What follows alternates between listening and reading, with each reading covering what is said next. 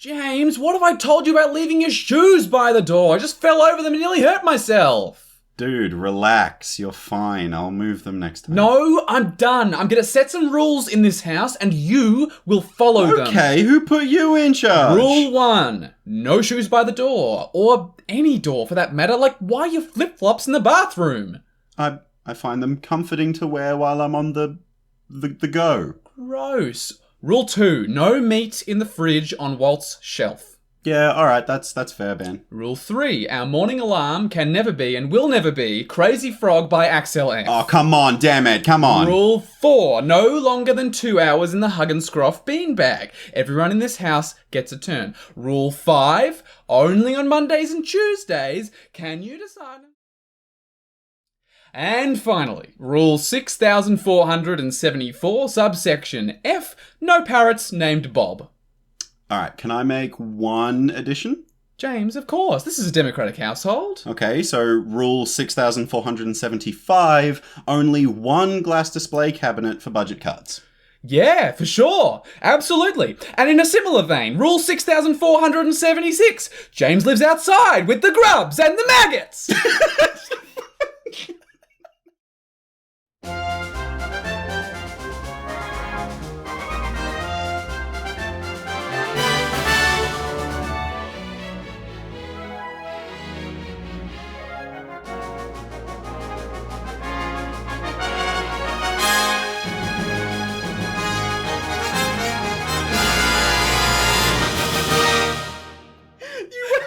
That felt way too real. Way too real. Way too real. I feel kicked out. You were looking at the microphone recording it, but right at the grubs and maggots, your eyes did curve to me. They did not. That is feel rubbish. Attacked, people. Well, welcome to the Get Commanded podcast by the Greensboro Commander community. It's the GCP by the GCC, helping you to have better games of Commander. I'm your host, Walt. And hello, Commander players. I'm your other host, James. And before we get to the transmission, we've got some exciting stuff to talk about. We do. You may have noticed on your podcast app that our logo and icon has changed, and so has the album art that will be on your screen when you load us up. So we'd like to have a quick thank you to Theo, your partner Theo, who has redesigned our basically everything. Our entire brand has now arrived. I feel real now. I feel like... Yeah. And yeah, Theo Muhammad, if they do wish to have something linked in the show notes, it'll be in there. Yes, it definitely will. But, oh my God, just take a second. If you've put your podcast, your phone in your pocket, pull it out, appreciate the art that is on here. They have done a really good job. Absolutely. We did brief them in on kind of what vibe we wanted. Yeah, and then they kind of ran with it. Like, they sort of settled on this kind of old school comic book vibe, and we sort of, like, they asked us about that, and we were like, yeah, totally. Like, that's what the theme song sounds like. That's what Get Commanded kind of the feel is. Yeah. And they just smashed it. It's so cool. Like, I genuinely, I mean, I'm sat here in, like, basketball shorts and a singlet recording this episode, but I'm in a superhero costume on our cover. That's cool. I've got, like, the ability to control plants, it seems, and I think it's a black lotus as and well. I'm pretty sure the lightning around me is meant to represent lightning bolt too, so it's like, you got it's cool. Two of the most well-known Magic cards there. They feel like superhero versions of ourselves in that I can see, like, our personalities there, but they're also, like, really cool. Well, like, your outfit is Selesnya colors and mine is it colors. Yeah, it's exactly. The thought and the love and care that went into this could only be done by someone that I think knows us quite personally. Yeah. And Theo does know who we are. Yeah, it's really flattering, and I hope you all enjoy it. I can't imagine anyone who would not, because it's just incredible. So thank you so much, Theo. Yeah, and I just I feel real now. We're a proper podcast with art and stuff. It's amazing. Goodbye, Purple Command Tower. Goodbye. I won't miss you. All right. Before we get too sidetracked, we do have an incoming transmission from those two very creepy people in the background. Yeah, in the background of that art. So it's from the deep depths of the galaxy, from the Space Commanders. It's time to get commanded. Commander has the largest card pool of any Magic the Gathering format. However, you must understand what restrictions are in place and when it is appropriate to forego these restrictions. Remember, Commander's purpose is for all players to enjoy a social game. Oh, this is a biggie. Yeah. This is a big one. This has been a long time coming, I think. Actually, you're right. It is. We actually, in our Q&A of like 14 episodes ago. A long time ago now. We actually were asked on our opinions on the ban list. Yeah, I don't know if it ever made the script because I sort of thought, wow, this needs an episode's worth of time. So thanks, Space Commanders, for realizing that we wanted to talk about it. Because, Aaron asked us way back, how do you feel about the Commander ban list? He sent that through and... Maybe we could have. Maybe we did feel a little bit like trepidatious to approach such a controversial and such a format defining topic. Yeah. As a new podcast on the scene, but totally. We're big and huge now. We've got millions of people that believe every word we say. So sure, now we'll take a stab at it. Let's do it. 14 episodes later. I think the important thing to mention is that the reason so many people online talk about bans, like people that you follow, is that it's a really common discussion topic. We have like a reasonably substantial ban list in Commander, but all things considered, it's pretty short, and a lot of people feel that it should be longer. Even recently on Twitter, we saw a lot of discourse around Drannith Magistrate and whether that card fit enough of the bill to be considered banned. It happens all the time. Even Sheldon recently mentioned... Pretty much every set release. Yeah, someone's like, should this card be banned? Yeah. Or should this card be unbanned? Yeah. I think... Before we start talking about the ban list specifically, we should give a pretty hefty disclaimer that me and James have been playing Commander like very consistently for the last sort of 3 years now, but we have very little to no awareness of Commander before that, and that's the time that a lot of these cards that we're going to talk about were banned. So we've never seen Primetime. I mean, we're 25 and 26 years old. Yeah. So...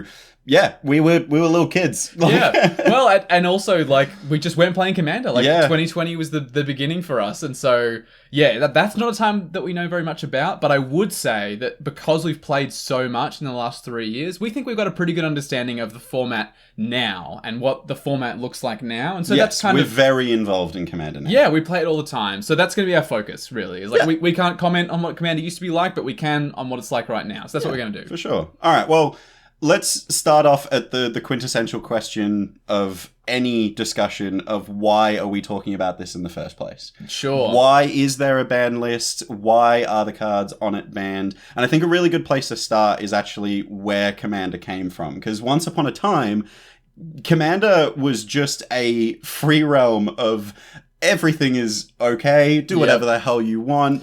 And eventually, a bunch of people that were playing it at the time was just like, some judges and, some people that wanted to kind of regulate their own little play group, which is what it was. It was a play group. Yeah, and totally. They ended up basically developing what we now have as the philosophy document. Yeah, which is Sheldon Menery was one of those people. Yep. Sheldon Menery is still on the rules committee. I think godfather of Commander. I forget his name, but there's another guy on the rules committee who has also been on it for the entire duration. Less of it, public than Sheldon. Yeah, Sheldon's like the face, definitely. But it traces back to there, and it's a very active community back then. For sure. So like when you look at this philosophy document from the rules committee as it is now, in the very first sentence of this document of what the rules committee used to make all the decisions about our format, including bans, is Commander is for fun. That is like the quintessential top of the line. This is what our format is. I forget that that's literally stipulated at the very beginning. Yep. Yeah, they couldn't really be any clearer about it, could they? It actually in the same sentence, it also says this is an alternative for competitive Magic. Wow. So it recognizes that this format is entirely meant to be separate from the arena finalists online, the GP of the olden days, the Mythic Invitationals, the ANZ Super Series. It's always supposed to be something different, definitely. It's true actually, and it's like it's good to know that that's the first place that it's coming from. Like we talk a lot about CDH. It's something that we play and we enjoy, but we are aware, as I think almost all CDH players are, that we're talking about like the smallest proportion of the player base. It's probably like 1% of Commander players. Yeah, when we did our CDH episode, we kind of smashed that myth right at the bat of CDH is not as common as a lot of people think it is. No. A lot of people go like, oh, I saw this card and therefore it's CDH. But yeah, that doesn't necessarily mean it's true. Yeah. Definitely go back and listen to that episode if you wanted the full rundown on that. But yeah, we're talking about a format that is... I didn't even know that was right at the top of the document, that it's an alternative to competitive Magic. I mean, it was created for... I believe the like mythology story of where Commander came from was judges were bored in between rounds at GPs. Yeah. And wanted a way to play Magic that was challenging and fun and really complicated because they're judges. They're like, they know everything, right? I think the other thing is they wanted to play some of those cards that you couldn't play. Like you could feasibly play in the formats at the time. We've talked about Type 1 and Type 2. But they're just not good enough. They're just not good enough. And that's why it started with the Elder Dragons. Is like they were these 7-mana 7/7s. And at the time, that was like, well, it's still not good enough. So I want to play it somewhere else. And now we have Turgid. Yes, we do. All right. Well, I think also something that the Rules Committee does stipulate, which really does give us an insight onto how the Rules Committee, as it stands today, approaches bans, is their definition between trusted and untrusted games. Yeah, we've talked about this before. So this is the difference between, like, you know, me and James and two people that we know meeting at my house and playing, or even me and James and two other people heading to a game store to meet there to play. That is what they would consider a trusted game. An untrusted game would be like you're in a Discord server and you join a webcam game, or you're playing on, you know, online in some capacity, or you go to a game store that you've never been to before, or you go to a game store and just play with people you've never played with before. Yeah. All of those examples are untrusted games. And yeah, the Rules Committee is like pretty specific in that they know that most people are playing in trusted games. And that's always going to be their focus. But the ban list is largely for untrusted games, right? There needs to be a sort of baseline to establish when you walk into a store. Yeah. So you know, when I sit down, I'm in Commander, they're in Commander. We have like some idea of what we're doing. We have an idea of what we're getting into. Yeah, exactly. And obviously Rule 0 is encouraged to have those pre-games discussions to really get into it. Yeah. But in the rules, in the, you know, the philosophy document, it actually says, and I'm going to read it verbatim here because I think it's really well worded and they've clearly spent a lot of time on this. Yeah. It says the goal of the ban list is similar in this trusted or untrusted game, that it does not seek to regulate competitive play. Because again, remember, this is for fun, this format. Or power level, which are decisions best left to the individual play groups. There's the Rule 0 coming in. The ban list seeks to demonstrate which cards threaten the positive player experience at the core of the format or prevent players from a reasonable self-expression. The primary focus of the list of cards which are problematic because of their extreme consistency, ubiquity, and or ability to restrict others' opportunities. Now, we will use these words in this when we talk about these banned cards, because I really like those. Those last three in particular. The primary focus of the list is cards that are problematic because of their extreme consistency, ubiquity, and or ability to restrict others' opportunities. That basically lays it out, right? Like, I think there are definitely cards that sit in one of those camps. But I think a good chunk of the ones that when you look at the ban list, you actually realize, oh, that sits at an intersection of a couple of those. Or hits all three on the head. Yeah, some of them hit all three. Definitely they do. And I think that sometimes people have a knee-jerk reaction when they just hit one of those criteria. Yeah, they're sort of like, oh, it only does this. Yeah, definitely. Yeah.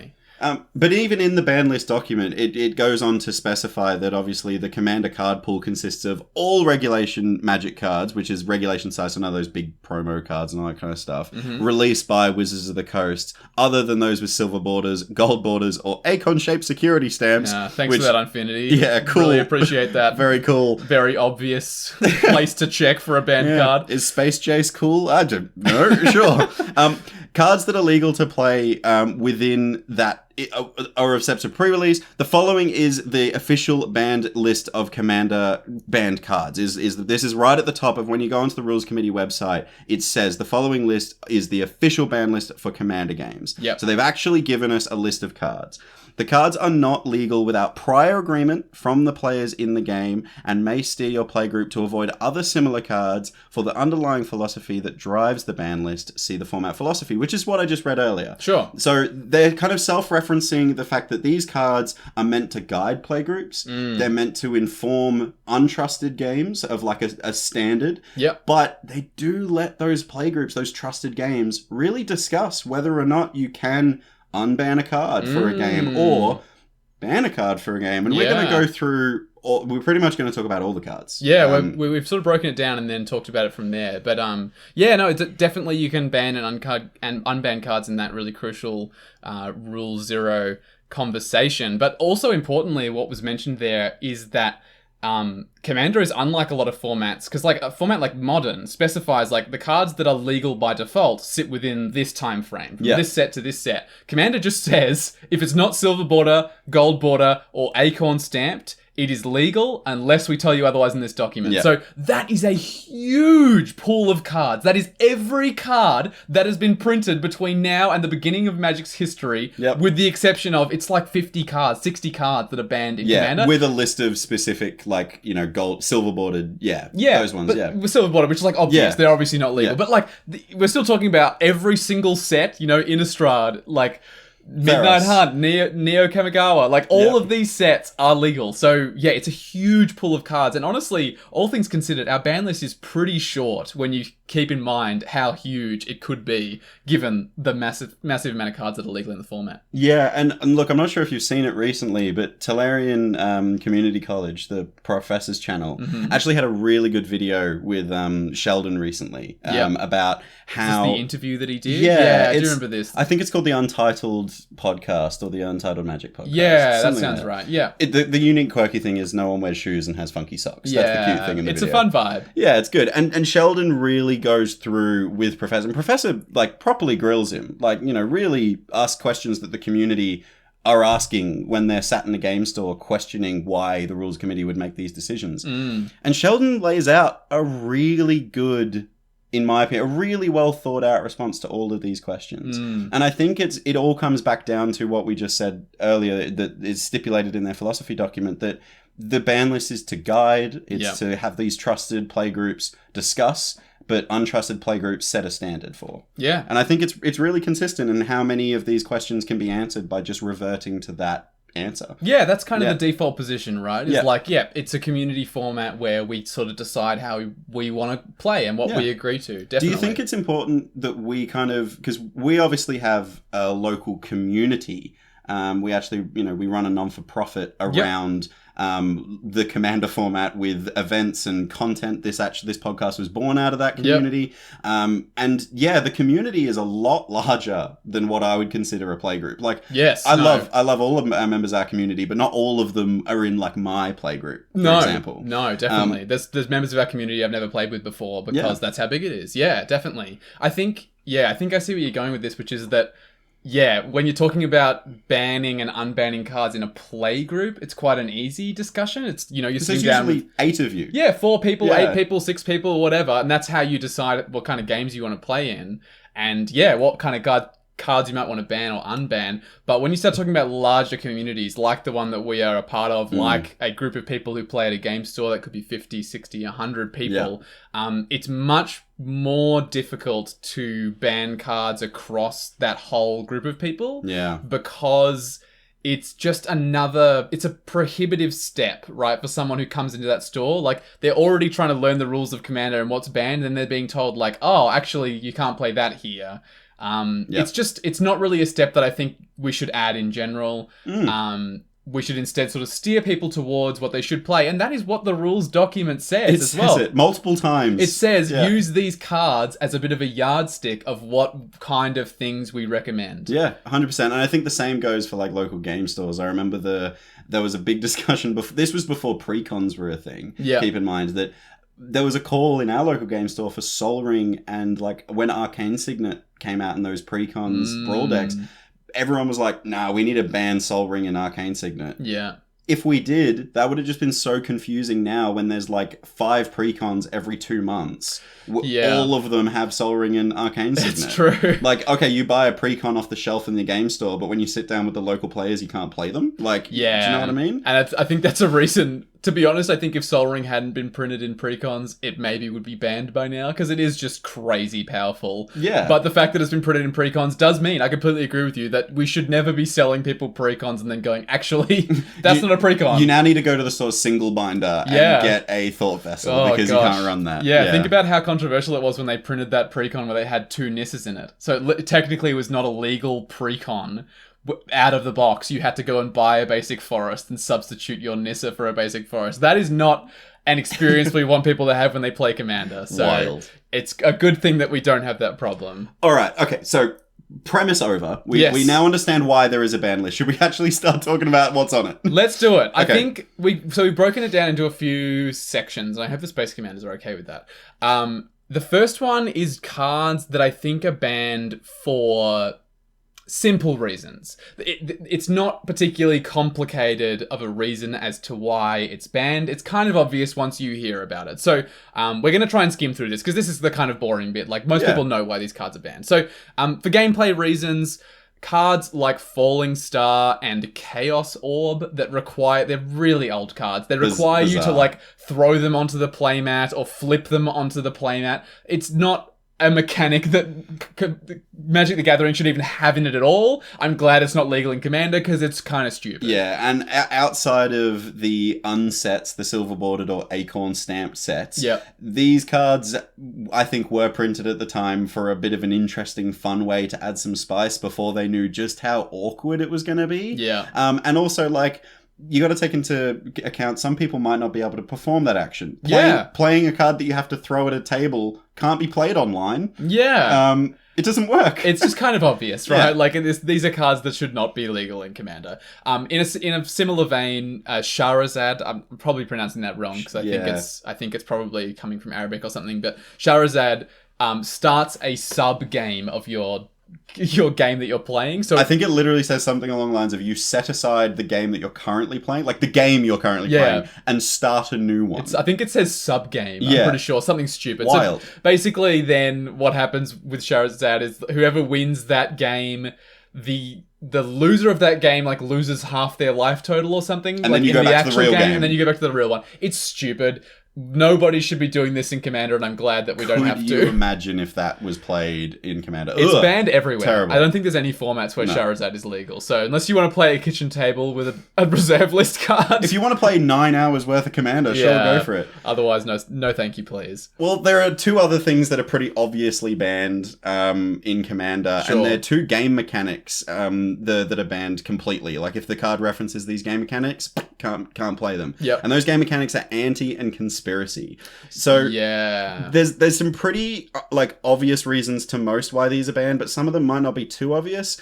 Anti is banned because it is actually in the rules of Magic itself. If you go onto the rules document and go to rule 407.1, it actually bans anti mechanics from all tournament play. And it's banned because it's actually a bit of a legal issue for Wizards of the Coast. This is the one where you can you kind of like keep cards after the game that belonged to your opponent, right? An ante, by definition, is something you put in a pot. Like, imagine a poker pot. Yeah. That you're anteing this card. And if you lose that ante, you lose that card for good. It's so gross. It's not good. I'm glad that it's banned in all Magic, and not just Commander. It's really funny because when, like, obviously WotC actually made these cards and printed them, they very quickly ran into the fact that if this is in a tournament setting where there is actual money on the line, and even then Magic cards have a monetary value. Yeah. If you are anteing stuff, you are gambling. So therefore there are like worldwide there are a bunch of different laws, like actual law around. This would never be legal now, right? No, Ever. God no. Imagine, and also you're selling these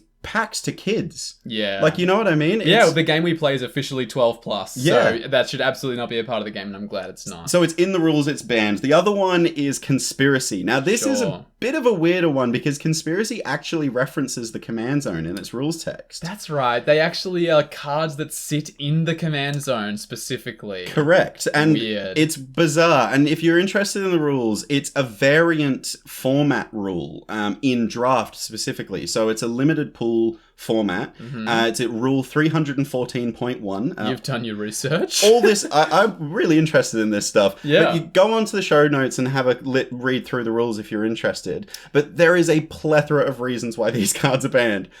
Firstly, Commander is a 100-card format. Now, Companion already kind of shook that up, with, adding an additional card in the Companion zone. I think Companions count in your 100 cards, though. I'm pretty sure if you have Commander and Companion, you only have 98 cards in your deck. But it's already weird. It's already weird. It's sitting in a strange other zone besides your command zone. These cards, as the rules are written, would not count as a card in your Commander deck. Yeah. So it's a free card. Now, The weird thing is some of these cards are, specifically made for limited format, so a draft format. They actually reference a card pool. Some say if your deck has... One of my favorites is, I think it's called World Knit. It's a really weird card. If your starting deck has every single card from your card pool, this conspiracy can be in your command zone, and it allows all your lands to tap for any mana.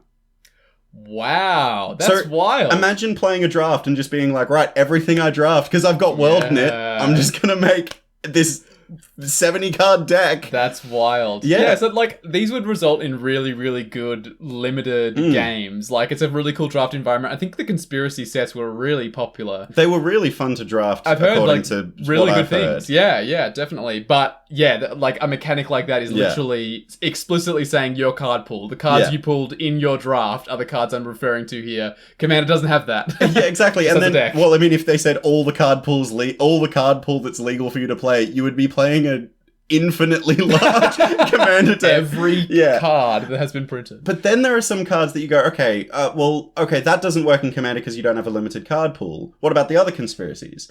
There is one conspiracy, for example, called Secret Summoning, which is basically... To cut it short, it's whenever a creature enters the battlefield under your control, you search your library for a creature with the same name as it. Now, in Commander, we're playing Singleton, but have you guys ever heard of Shadowborn Apostles? Oh, yeah. Ooh, that's a bad card. No, that is not good. That is not good. I think there's 25 different conspiracy cards. Thereabouts. And they're all banned. And actually, funnily enough, when you look at the ban list, I think there's 70 cards altogether. That's 25 of them. That's the largest portion of the ban list is these cards. Yeah, I even think Anti only have 9 cards. Yeah, well, there you go. So it's but that's funny. Really that's small. already we're talking about 34. That's Done. half the ban list. 23 minutes in, we've finished half of this. Exactly right. There's actually 7 more that we're not going to talk about too much here because it's just kind of obvious. We might just read the statement that was made from Wizards of the Coast on this one, but it was basically regarding depictions of racism in these cards. So the statement that Wizards made said, it should never have been published nor placed in the Gatherer. So this is talking about the cards being appearing available for online. In Magic Gatherer. Gatherer. All their images are now removed. Yes. The names are removed. Yeah. And for that, we are sorry. The events of the past weeks and the ongoing conversation about how we can better support people of colour have caused us to examine ourselves, our actions, and our inactions. We appreciate everyone helping us to recognise when we fall short. We should have been better, we can be better, and we will be better. And we completely agree with this. There's no space whatsoever in our game for racism. The racist cards in question should never have been printed. Nope. There's nothing more to say about it. There's no room for racism. That's that. Yeah, done. And good response by Wizards. Yeah, I'm glad that happened. From the sound of it, it was probably a long time coming, but look, better late than never. Yeah. And moving on to another category of cards that are just okay, there's clearly a reason why these are banned. Yes. And it's the all-powerful Power 9. Yes. These are basically considered probably the most powerful cards that have ever been printed in Magic. Definitely the most powerful if your wallet is being affected. Yeah. They're from the sets Alpha, Beta, and Unlimited. So all of these cards are on the reserve list, which means that Wizards have promised to never print them ever again, unless you're talking about the 30th anniversary product. Blah. That's a whole nother episode. Yes. Let's not go into that. So the cards on the Power 9 are Black Lotus, all of the Moxen. So these are 0 mana artifacts that tap for a mana. So there's Emerald Mox, Jet, Pearl, Ruby, and Sapphire, so they're 5 colors of magic. Ancestral Recall, which draws 3 cards for a blue. Time Twister, which shuffles your graveyard and your hand into your library and you draw 7. Everyone does that. And Time Walk, which takes an extra turn. I think it costs 1 and a blue. 1 and a blue, take an extra turn. Yes. So all of these cards are banned Except for Time Twister. Because that's actually okay. It's pretty busted. Like, it sees a lot of play in CDH because it is just really, really strong. Being able to reset especially your hand. It's just like a wheel, basically. A better wheel. Imagine Wheel of Misfortune with steroids pumped into it. That's it's shuffling your graveyard into your library. Like, if your combo is in there and you can't get it back, there you go. It's back in the library again. These cards are a pretty good example of Wizards not really understanding how broken certain things were, like how important certain parts of the game are, like mana, like the Moxen being 0-cost artifacts that tap for a mana. It's essentially breaking the rule of playing an extra land. It's on your a free turn land on your thing. turn. Paying 1 mana to draw 3 cards is nothing like anything they've printed since, because that is way undercosted for 3 cards. Yeah, the current rate for like cards at the moment is like 1 mana will usually get you a different card. Might not be drawing a card, but that spell that you cast will replace itself in your hand. Well, like Preordain, Ponder, this kind of thing. Yeah, they're actually even, they're better than just that discard and draw, because it's a bit of selection. But you don't get 3 cards in your hand. No, the typical cost for a card that just says draw 3 cards on it is like 4 or 5 mana. So like that's how far off the mark they were when they printed it. They shouldn't be legal. They're just far, far too good. I don't know if you've ever seen, but Playing with Power have a couple of times, this is a YouTube channel that plays CDH, have a couple of times played no Banlist CDH. Let me guess, turn 1, turn 2, the game's over? Yeah, it's insane. It's absolutely bonkers when you add Moxen and Time Walk to decks that already are just crazy, crazy good. Yeah. And like they're so ubiquitous, like these cards are so famous that like I know a bunch of people at our playstore that has the art for Ancestral Recall as a playmat. Which is super cool. They're famous. And they're really cool cards to exist in Magic's history. Certainly not begrudging people who collect the Power 9. Like, they are collector pieces. If anything, I respect you a lot. Yeah, I respect your wallet. Yeah. But we don't need to play them in Commander. No. They're just too good. You can compare these to some cards that are legal in Commander, like Mana Crypt, Force of Will, Sol Ring, Jeweled Lotus. These are busted cards that we typically only see in really high-powered games. But they do creep into our casual games, and we don't really need any more of them, I don't think. No, I don't know if any game I've ever played has been a better game for having Jeweled Lotus in it. I would love to have definitely been quicker. Yeah, quicker, but not more fun to me. And I'd rather never see it ever again, personally. But again, unless it's in CDH, where that is a completely... That's fair. The exception to the rule, right? Yeah, CGH is always the exception. That's true.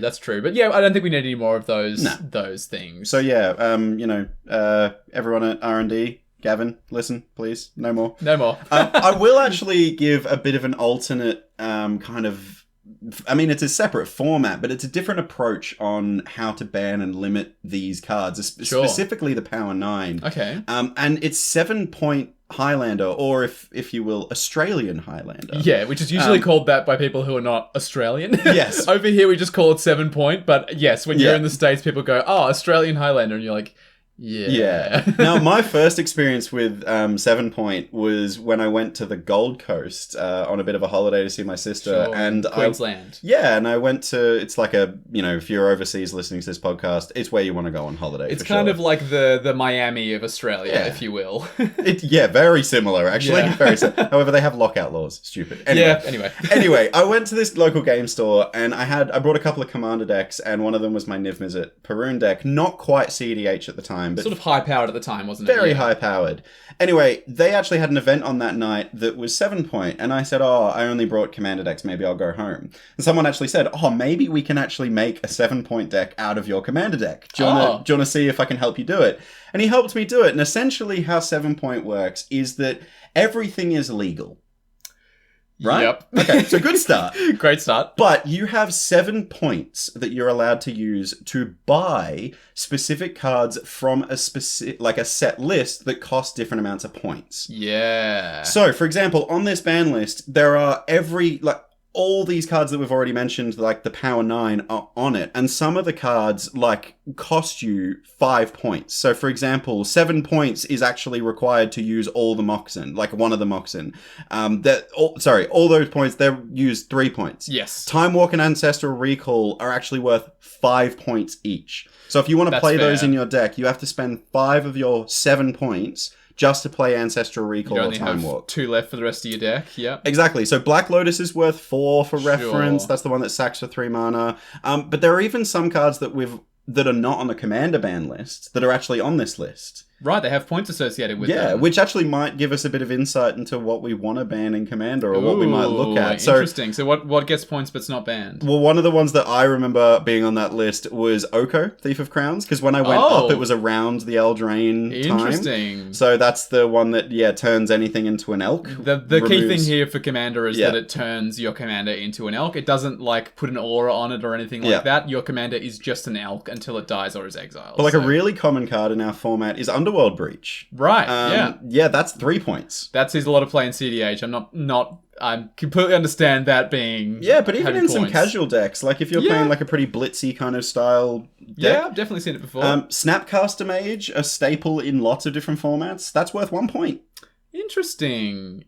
So if you want to play these cards, you have to kind of go, okay, what's my deck trying to do? What are the cards on the 7-point list that I need to make this deck really go for it, and what can I afford to spend on? It's interesting. If you want to find out more, I've actually linked the website to Australian Highlander 7-point in the show notes, so go read what's on that list. Yeah, if you really want to play some busted stuff, I would say this is like CDH on steroids.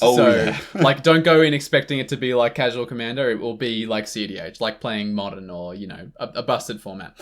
All right, that's all the easy parts of the ban list. And to be fair, we covered like 40 cards. We've basically something. done like half the ban list already. Half the ban list, but to be fair, the remaining cards are ones that we actually want to talk about specifically because there's sort of a bit more to say on them, and it might be a little bit more subjective as to whether they should be banned or not. We have further delineated the list. And the main topic we'll be covering in this episode, because there will be 2 episodes actually of this one. We already half an hour into this. Yep. We clearly need 2 episodes to talk about. Lots to talk about. There are some commanders, or specifically legendary creatures, that appear on the ban list. For context, there actually used to be a list of cards that were, quote, banned as commander. So you could play them in the 99 of any deck that you wanted, but they could not be at the helm of your commander deck. But in 2014, they decided to change that and just make it so that some of those creatures became just banned, full stop, for commander. Here's the quote that they have. There are, in essence, 2 changes here. So this was in 2014. The first one is that we've decided to eliminate banned as commander. Having multiple lists was unnecessary information overhead, and we felt it was clearer to have a single, streamlined ban list and add problematic as commander, in quotation marks, to the ban list criteria. So, problematic as commander is now something they look at when they're considering whether to ban a card. Yeah. Full stop. And consequently, we have quite a few commanders that are banned. I mean, there's enough on there to be like, okay, this is telling me what I shouldn't be playing in my command zone. Remember, there's as a guide. Yeah, this is suggesting other cards that they might think are the same kind of thing. Yeah, and like how many have we got? I think there's 9 on this list, right? Yeah, something like that. Yeah, but just to keep this in like scope for you, do you know how many cards that are legal to play as your commander were printed last year in 2022? I know it was the largest number ever. By largest number ever, do you mean surpassed every other year by a mile? How many was it? It was 383. What? Yeah. If you ever want to talk about product fatigue, talk about it for commander players, because everything is legal in our format. And there's so much that's made for commander. God. How many were printed in like 2020 and 2021 by comparison? Good question. This is probably going to shock you. So in 2021, we had 193. Which is still so many. Yeah, and then 192 in 2020, but 383. That's nearly literally like double. Almost twice. Nearly double. Almost all of the commanders in 2020 and 2021 were totaled by the 2022. Yeah. That is wild. I can't imagine being a web developer at EDH Rec. Right. Well, with that in mind, 9 creatures is actually a pretty small chunk. It's tiny. Of all the legal commanders 383. Just from last year. Just last year. Wow. So we're going to go through 9. Okay. So these are the 9 that are on the list. We will also, at the end of the list, add some that we suggest maybe could be banned. But we'll start with the ones that are on the list first, because it'll give us an idea of what, like we said, the kind of things that the rules committee are looking at. and the sort of criteria that they're starting to develop around what should be banned and why they're banning stuff. For sure. And this is the point in the episode where if you're listening at a laptop or you're listening on your phone, bust out your Discord right now, because if you want to share any of your opinions on any of these cards, as you're listening, note down what you think about what we're saying. Do you agree with it? Do you disagree? We're really open and currently talking to a lot of listeners on our Discord, and I think this episode will... I'm actually quite scared for this one. I think this is going to cause some conversation. Oh, I'm quietly hopeful that it'll be productive conversation. I think so. All of our listeners so far have been really, really active and good contributors to the conversation. I learn stuff, to be honest, and that's what I want. But yeah, jump into the Discord on this. Absolutely do. The first creature we want to talk about, so the first of these commanders, is Braid's Cabal Minions. This is a legendary creature human minion for 2 black. You'll get a 2/2 that says at the beginning of each player's upkeep, that player sacrifices an artifact, creature, or land.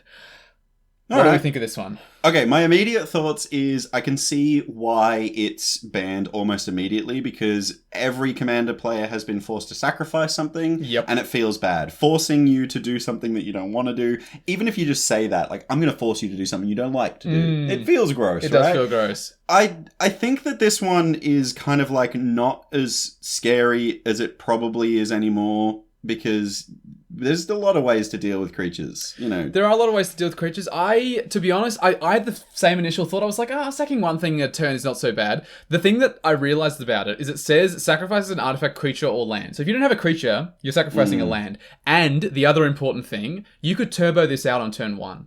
Oh, so easily. If you were going first... So easily. And you cast Dark Ritual and then literally found one more mana... Cabal Ritual, Cabal Ritual, Lotus Petal, like any way of getting one more mana than you normally Jeweled would. Lotus in a land also does it. Jeweled Lotus in a land would do it. You're getting it on turn 1.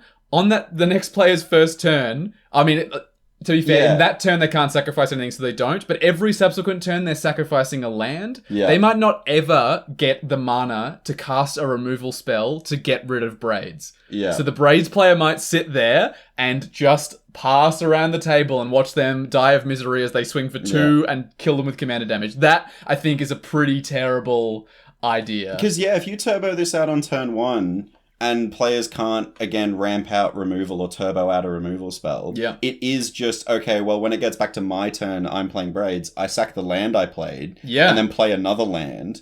Keep my Braids. Keep the Braids, swing for 2, and it's commander damage. So I never thought about it in the turbo mindset. Yeah. It's pretty gross. That is pretty gross. Zone. And I think... Because you always have access to it, right? You do. It's not like it's in your 99. Yeah. Running this in the 99, sure, no problem. Yeah, it'd be fine, to be honest. Totally but fine. It's the command zone specifically. It's an extra card in your hand. I think the specific area of we talked about the 3 things they look at, the criteria for when they're banning a card. This one really exemplifies, restricts others' opportunities. Yeah, especially if it's in that scenario of the turn 1 that you put out. No. Gross. Not good. I agree, actually. Yeah, sure. I was like, now modern day is in the 99s, not too bad. And you're like, what if it got it out in turn 1? Oh, yeah. It's bad. It's bad. It's pretty bad. It's definitely pretty bad. Okay, well, the next one down on the list is Emrakul, the Aeon's Torn. It's a there's 2 Emrakuls that exist. Yes. One of them is legal, this one is not. So this is the big bad, the spooky one, the Mother Eldrazi. So Emrakul, the Aeon's Torn, for 15 generic mana, you'll get a legendary creature, Eldrazi, that is a 15/15. It has this spell cannot be countered. When you cast this spell, take an extra turn after this one. It also has flying, protection from spells that are 1 or more colors, Annihilator 6, and when Emrakul Aeon's Torn is put into a graveyard from anywhere, its owner shuffles their library and graveyard together. What the hell? Wild. Oh my god, there's so much to break down on this card. Firstly, Yes. that took me a while to read out. It's got a lot of text. It's got a lot of text on it. Firstly, the immediate thing that I see, is it is a 15/15 commander. Yep. That is massive. It can't be countered, so it protects itself. It has then protection from colored spells, which is... Let's be real, unless you're running Scour from Existence in your commander deck. All is dust, All is dust? Yeah, sure, then you can get rid of this. Yeah. But on cast, it gives you an extra turn. Yeah, it's wild. And Annihilator 6 as Yeah, well. I don't know if wow. you've ever played against some of the Ulamog Titans like that have Annihilator 4. That is backbreaking. I cannot imagine having a flyer come at you with Annihilator 6 that also you just can never deal with because it's got protection from spells that are one or more colors. Yeah, this is absolutely wild. To be honest, I think the line of text on this one that's the main reason it's banned is the protection from spells that are one or more colors. One of the things that it's like the restrict others opportunities kind of again, in that it's like how much can your opponents have the opportunity to stop you from dealing 15 commander damage every turn? Once you've got this down, yeah, you're restricting their opportunities pretty hard. What are you going to do? There's like so few ways for you to get out of it. So I can see the deck that you would build this in with this is the commander. Ramp. Yeah, you just play ramp. You don't even need anything else. You're just like, okay, I've got Emrakul. I'm going to be dealing with 6 permanents a turn, and no one will remove it, and I will just win by attrition. Like, that does not sound fun for everybody else. And the amount of colorless fast mana that is out there. Oh yeah, Soul Ring, Mana Crypt. You could feasibly get this out by turn 3. In colorless. Yeah. If you have that perfect hand. You could. It's you pretty probably nuts. Could, yeah. I also note that it's generic mana too, which also means Jeweled Lotus can actually cast this. Ooh, which is kind of nutty. Yeah. Also, the extra turn after you cast it basically gives it haste. Yeah. There's so much about this card that's like pretty disgusting. Now, I will highlight that Aaron from our community was one of the people that asked about our opinions on the ban list. And Aaron actually runs a deck with the option of having Emrakul the Aeon's Torn at the helm. Really? Yeah, I'm not sure if you've seen this. I don't think I have, actually. It's pretty gross, I to can be fair. imagine. But it is also, like, built in a pretty fair way, that if he casts Emrakul, yeah, you have to kill him, but you have to kill him quick, otherwise he's going to swing at you. Yeah. It's still, like, built pretty fair. Like, there's not a lot of fast mana in the deck and all that kind of stuff. Aaron, if you want to share the link in the Discord so people can look at it. I'd love to see the list, for sure. Yeah, but it is an option. So the second that someone goes, no, I'm not playing against the Mother Eldrazi in her most disgusting form, I think he just switches in Kozilek, actually. Okay. Yeah. Yeah, much fairer. Still busted. But yeah. But fair. Yeah, for sure. Well, the next one on our list is... I'm sure I'm going to butcher this, so I apologized. Arayo Soratami Ascendant. Bravo! Thank you. It's a legendary creature, Moonfolk Monk. It's a 1/1. It costs 1 and a blue. It has flying.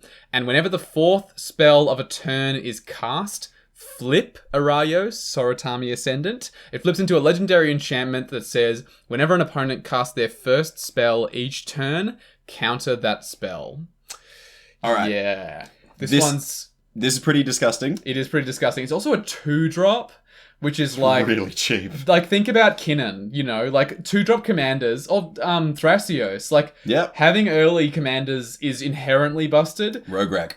Yeah, this seems like the kind of effect where maybe if it cost you, like, 5 or 6 mana, you could conceivably, like, wrap your head around it. But, like, paying 1 and a blue on turn 2... Like, let's say you play this on curve. Like, turn 2, you play this... Turn 3, you could totally cast 4 spells. Like, you're building a storm list, basically, around this, right? So, you just go, like, free spell, Lotus Petal, whatever. Okay, now you can't cast spells. Yeah. Your first spell each turn. Even Mono Blue can handle ramping out 2 mana. Yeah, absolutely it can. But I also think that the thing that's hidden in the rules text on this card, it says whenever an opponent cast spells, it's one-sided. It's a one-sided stacks piece, and it's a harsh stacks piece. Like, the closest thing we have to this in Commander, I think, is like that Kira Destiny Spinner or whatever, the one that's like, whenever someone casts a spell that targets a permanent you control for the first time each turn, counter that spell. Yeah. But that's literally only protecting your board. Like, if they do their own thing on their boards, nothing happens. Yeah. And that card's busted. That card's really, really good. Yeah. Jordan, big shout out again. Yeah. Loves that card, and I give it mad props. It's hard to deal with, but it is handleable. You know, you can handle it. You can, but you would not be able to handle that Arayo, I don't think. All right, well, shall we move on to a pretty new boy on the list? I think probably the latest, certainly of the legendary creatures, this is the most recent one to make the list. So if you don't know who we're talking about Golos Tireless Pilgrim, who is 5 generic mana for a legendary artifact creature scout type, which I Pretty rare. That Never is seen rare, that. actually. It's a 3/5, and when Golos Tireless Pilgrim enters the battlefield, you can search your library for a land card and put it onto the battlefield tapped, then shuffle. But it also has, for 2 generic and Wooburg, exile the top 3 cards of your library. You may play them this turn without paying their mana costs. Yeah, this commander basically, they had like a statement associated with this one because it was so recent, like they really wanted to outline why. There's a few different reasons I think that they outlined, and to be honest, they're all pretty reasonable. Go onto the Rules Committee website, check out the article, it's still there. Yeah, to be honest, the one that breaks this spell, it's a couple of things. It's the fact that it costs 5 generic, so you don't have to have fixed your 5 color mana on the turn that you cast Golos. In your 5 color commander deck. Yes, you don't have to. You can cheat it out with Soul Ring, Mana Crypt, whatever. Yep. And then it goes and tutors any land. Not basic land card, land card. So you can go and get that dual land that will complete your mana base. Dude, you can get Urborg. You can get anything. You can get Gaia's Cradle. Yeah. It's crazy. And It's then, to be honest, you're normally getting a fixing land because then on the turn after you cast Golos, you've got your 7 mana. As long as you hit your land drop that turn, it's fixed your mana probably. You could even get the World Tree. Yeah. And then your lands produce any color. Like, I think the big thing as well that was outlined is it's the second you get infinite mana, you win the game. Yeah, you just outlet it into him. Because it's not like you can only activate this ability once a turn. No. You are just then casting every spell in your library for free. That will win you the game. Even if you don't have a lab man in your deck, that will win you the game. No, absolutely it will. Like, it's kind of nuts. But also then, if that's a reason to ban a commander, Urza, High Lord Artificer, does the same thing, right? If you get infinite mana, you essentially win. It's true. He basically, that card is busted. I'm glad that we don't see it very often anymore outside of CEDH. Yeah. I think Urza doesn't quite have because one of the things they outlined that they said before was extreme consistency was the words they used for when looking at a card. Urza is very consistent. I don't think it's as consistent as Golos, because Golos gets you the land. He basically pays for half of his mana. The commander tax. He does, because if you blow him up that turn, you still have your 6 mana at least. Plus the land that he brought in. If you play a land next turn, you just cast him next turn. You just cast him again. And let me tell you, playing against Golos is like that. You're like, okay, I finally got rid of Golos, and it's like, cool. Play land, cast Golos. And you're like, oh my god! Costing generic mana is like so much better than you would think. And actually, there's been a specific statement made by the Rules Committee recently, which is they don't like 5 color commanders that don't have a 5 color or like very demanding casting cost. Yeah. They don't like generic mana commanders. They don't like even Kenrith Returned King, which costs 4 and a white. Yeah, it's just as long as you get that white, you're G. You're fine to cast it on curve. So they're kind of a bit hesitant about that because it just lets you do anything, basically. And that's the thing. They don't really like it when there is a commander that is the right choice for everything. The thing they've said is like Golos was the right choice for your Maze's End deck. It was the right choice for your Miracle deck. It was the right choice for your Epic Spells deck. Like, it's the right choice for Wizard Tribal. You could play anything, and he's the right choice because he's that good. And they basically don't like commanders that do that because, to be fair, it reduces the creativity and interest of our format, I think. I 100% agree. I think Kenrith definitely sits in that realm now as well. They've got their eye on it. I don't think they're going to ban it, but they said they're looking at it. Joda Archmage Eternal might be one that pops into your head as well, but I think that is actually trying to cast one big spell on its turn and win the game. And you need to have 5 mana into that ability, and unlike Golos, Joda doesn't fix you at all. He comes in, he actually costs 3 different pips. He's 1 and then Jeskai as well, so you have to fix for that immediately. And then you need white, blue, black, red, green in order to cast something on the next turn. And one of our judges within our community, Ellie, had a Joda deck and has recently disassembled it because it was like, yeah, cool, I cast Joda. Alright, gets removed. Alright. Wait 2 turns, cast Joda again, gets removed. It's the kind of commander where either you win or the commander gets removed. And we're going to talk about a few more of these a bit later when we start talking about commanders that we would like to ban. But just as a general rule, it's not going to be very fun for you to pilot either. If you're looking at a commander like this, Yeah. really think about it. Like, what would my deck look like if my commander gets removed, and how likely is it for my commander to get removed? If you're playing Joda, how likely is it for your commander to get removed? Extremely likely. Because if you let it live and then the person playing Joda resolves Ruinous Ultimatum, everyone's blown back to the Stone Age. Yeah. And that they've cast Ruinous Ultimatum on turn 5. And that's what people are expecting. So then, like, how often is my commander going to be removed? All the time. Yeah. Constantly. Yeah. Because they're not going to let it live. So, yes, and your deck will do nothing without Joda as well, is the the important thing. Yeah, because all the cards in your hand are just a million mana. Yeah. All right. Yeah, moving on from the 5 color, let's go to the mono color. Sure. Do you want to read out the next one? I'd love to. It's Grizzlebrand. So this is a legendary creature demon. It's a 7/7 that costs 4 black, black, black, black. It's a flying lifelink creature that says, pay 7 life, draw 7 cards. Oh my god. Yeah, this is a house of a card. I mean, this is, what's the 3 mana black enchantment that you pay life and exile a card and put it into your hand and then... Necropotence. Necropotence.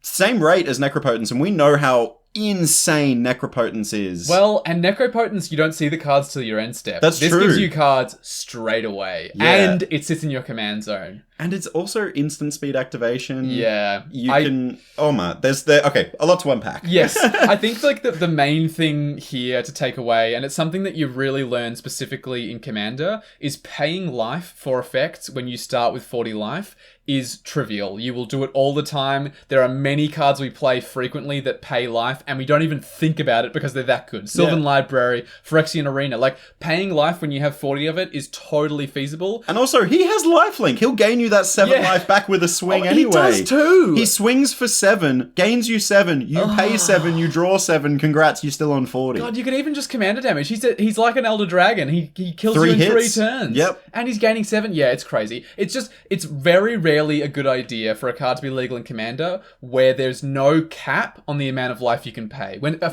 like, there are so many cards that we're going to talk about later that say, pay this much life, do this thing, and they don't say like a limit. They don't say pay 3 life, do this. They don't say pay 2 life, do this. They say like, pay a life, do this. Pay a life, do this. Pay a life, do this. They're all not good cards to be legal in Commander. It's too strong of an effect. Think about Yogg Daddy. You know? Yeah, Yawgmoth is crazy good. And that requires sacrificing a creature. There's another effect which can be a resource that you run out of. But also, like, there are combo potentials with Grizzlebrand where you just can, like, stop, like, you know, Platinum Angel, draw your entire deck. Yeah. Like, go nuts. Like, absolutely. Yeah, I think there's a lot of ways that this is kind of busted. I think the main, obviously, overarching topic is the consistency of card draw in your command zone is kind of bonkers. Villas, Broker of Blood, is probably a card that I think is like a fair version of this effect. Yeah, so this one costs like 8, I think. You get 8 mana, 8/8, and you pay a black and put a -1 counter. Pay 2 life, pay a black, put a target creature gets -1/-1 till end of turn. Yeah. But it also says whenever you lose life, you draw that many cards. So basically it says pay a black, draw 2 cards. Importantly, this doesn't just pay life. This there is pays a mana black cost, mana. right? You have to pay mana unless into you get an infinite mana combo off in mono black, which I'm not entirely sure if you can do.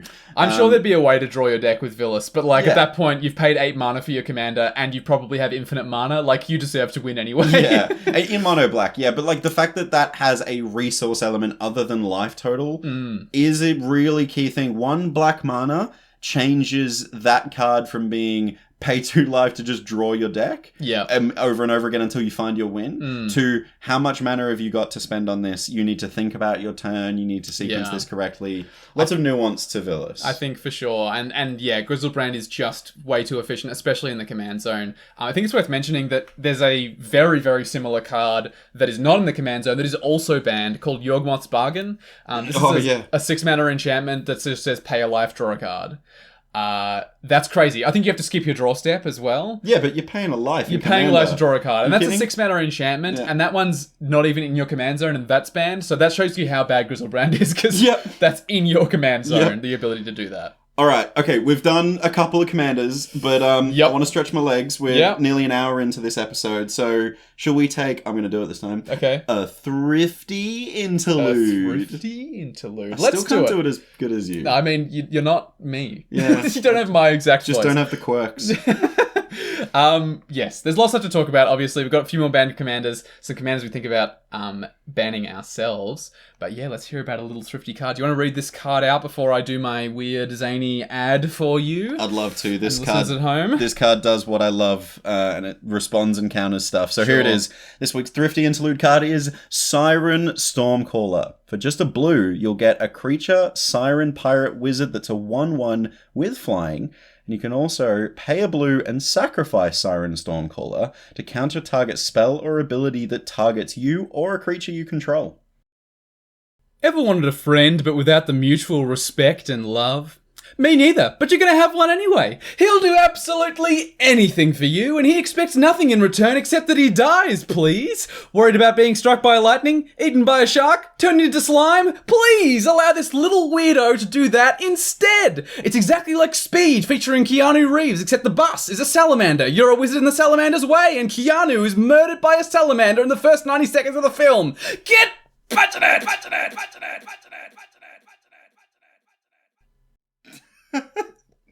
It's How is this card like Speed with Keanu Reeves?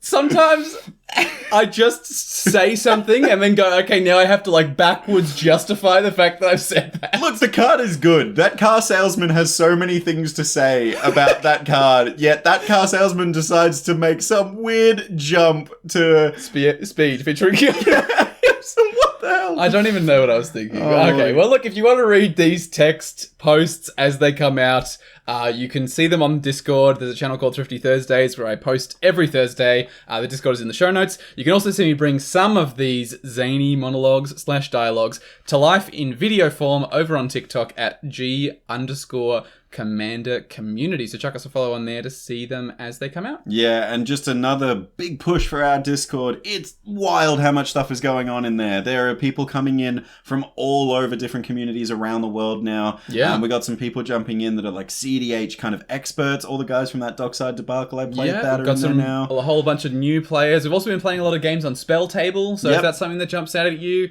we'd love to grab a game with you, definitely. Yeah, and we've been playing pretty consistently like every night for the past 4 nights. We've been kind of hooked on Spell Yeah. Table. I think it took us doing it like one time for it to pick up, and then we also like announced in our Facebook group and on the Discord that we were playing on there, and Calvin said like, I think you two deciding to play is what has made everyone want to play on Spell Table, so it's nice being a community figure sometimes. It is. Honestly, it's really humbling. So if you want to watch me and Walt duke it out in a Commander game and be a part of that game, Definitely. jump on. I was playing a pre-con last night, and then I was Yep. playing CDH. So all power levels, Yep. all decks welcome. Everyone But welcome. there are going to be some cards that if you say you're going to play as your commander, we're probably going to call you out on them, right? Because they're banned. we know they're banned, They're because banned. we're doing the ban list. So We're halfway through. halfway through. We've So done this- half of them, and then we've got a few more here, and then some ones that we might consider banning Yes. as well. And this is just the legendary creatures. Yes, the rest of it will wait for the next episode. Next episode. So, all right.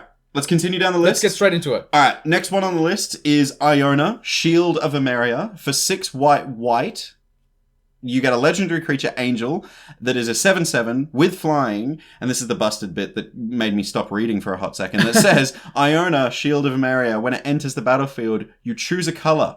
Your opponents can't cast spells of the chosen color. This one's pretty easy. This is just stopping one player from playing the game. Like, if you are playing a single color deck, if you're playing a blue deck and someone casts their Iona Shield of Emeria and chooses blue, you have so little ability to influence the game in any way. Like, literally at all, outside of casting your Soul Ring, casting your Oblivion Stone. And you want to get out of it? Cool. I hope you're running Scour from Existence. Or Yeah. All is Dust. Yeah. A colorless, very overcosted, targeted removal. Yeah. Like, yeah, no, this isn't... That people don't run that in their commander decks because it's like not worth it. So No. why would I be running it for the specific situation that I sit down across an Iona player? It's also just kind of bad. Like, it stops one player Yeah. from playing the game, but it's not even doing anything for you. Like, you're Yeah. paying so much mana. You actually missed a white pip. It's 6 white. It's a 9 mana 7/7 flyer. Yeah, that's probably why I stopped reading, because I went white, No, white. Yes. Yeah, 6 white. Yes. It's expensive, but yeah, you're totally right. You're not getting almost anything out of it yourself. You're literally just hosing, a player, maybe 2 players, and then the other player plays exactly as they have. You keep doing probably stacks things. It's not fun for anybody, honestly. It is a 7/7, so it's like 3 hits and you can kill someone, but like... So much to pay. This doesn't need to be legal, because no one would play it anyway, except for people who enjoyed other people not having fun. Yeah. Maybe like the only reason this is played if you end up in an arms race with the Krenko player and you name red. Someone's playing Blood Moon and you're like, well, you know what stops the Blood Moon being resolved? Not being able to cast red spells. How about I just say no to your entire deck? All right, that one's easy. Let's go to the next one. Leovold, Emissary of Tress. This one was legal until only a couple of years ago, I believe. So for black, green, and blue, you will get a 3/3 legendary creature, Elf Advisor. Each opponent can't draw more than 1 card each turn, and whenever you or a permanent you control becomes the target of a spell or ability an opponent controls, you may draw a card. Wildly strong for a 3-drop commander. So we have all probably gone up against Narset at some point. The 3-mana version of Narset, the Planeswalker, that has the same line of text. Line of text. Yeah, that's really rough to play against, even in the 99. But this sits in your command zone. Yeah. That's rough. Also, highlighting... This is in Sultai, in my opinion. In my opinion, these are the best 3 colors in Magic. Yeah, I think in Commander. In Commander, this is basically as strong as you can go. To be honest, I think that whenever your opponent you control becomes the target of spell ability and opponent controls, you may draw a card. That's fine. I remember seeing the professor saying that, like, it means that everyone's removal... Like, he always replaces himself. If someone removes him, you always get a card back, which is, like, pretty strong. But it's mostly that first line of text that says each opponent can't draw more than 1 card each turn. To my knowledge, there's no other legendary creature that has that line of text on it. And, because it's really, really backbreaking in Commander... you realize when you see an effect like this played, a card that we're going to talk about later, probably in the next episode, Hull Breacher, is quite similar to this card. And if you've never... even worse.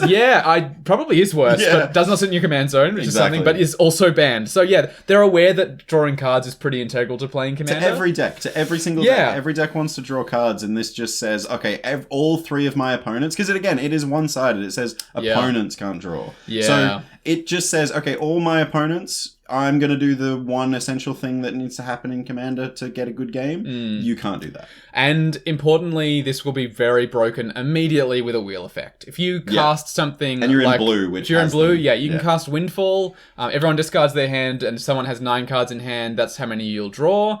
And instead of that happening, Leovold says each opponent draws 1 card. I draw 9 cards. That game is basically over, but it's actually over in a way that's way more boring than it actually being over, because there's still turns that you have to play. People might concede, but some people who don't know the game very well might continue to play. That game is already over, but it will go on for 5-6 more turns, and that's actually almost worse than if it just said, I win the game on it. You could feasibly also run Time Twister with this. It's not banned. There you go. If you've got the money. You could. That's kind of wild. I have to say, I do have a bit of a special place in my heart for this card.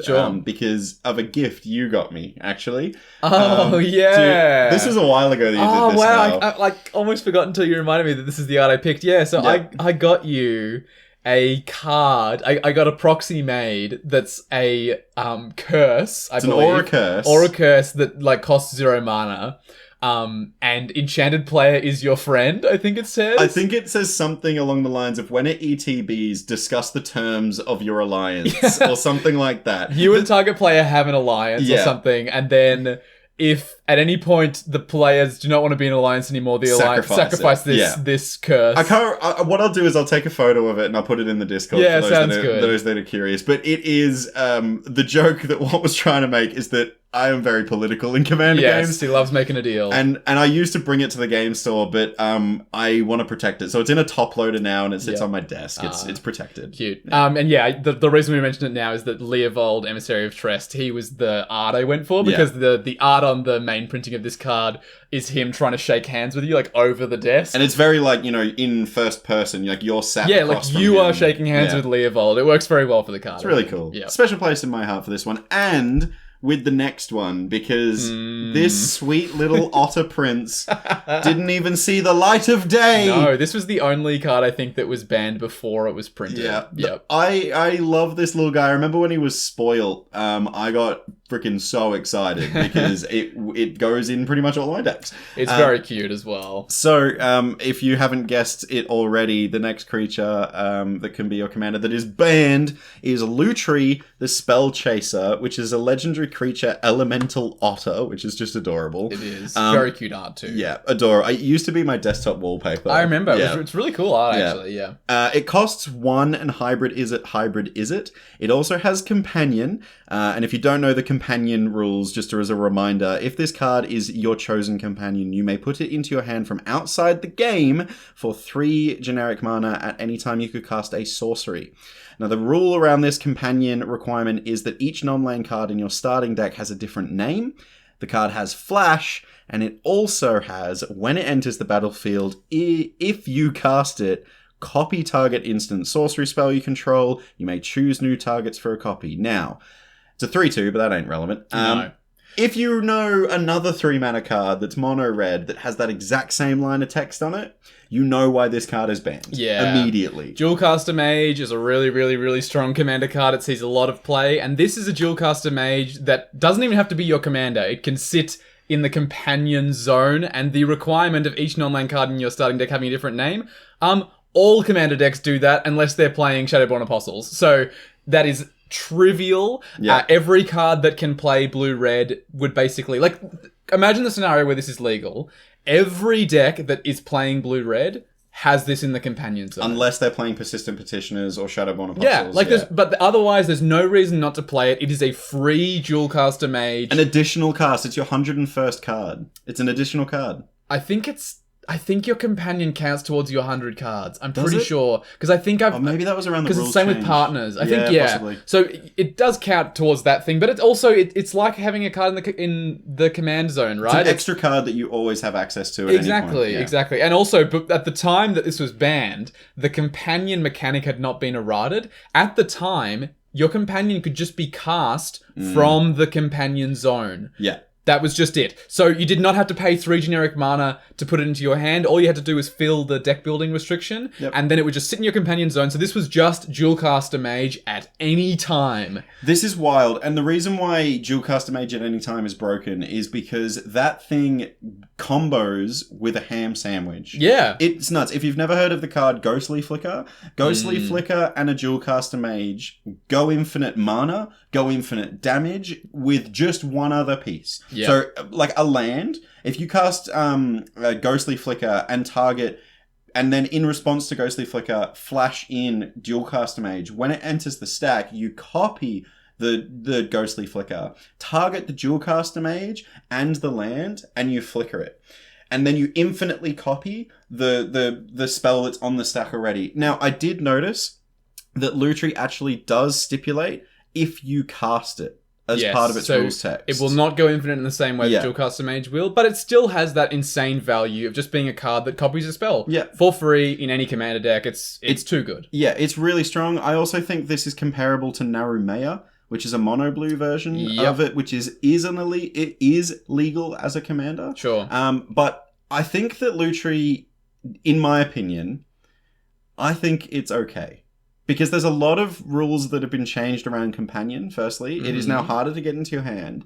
It doesn't go infinite with the Ghostly Flicker combo because it says, if you cast it, copy.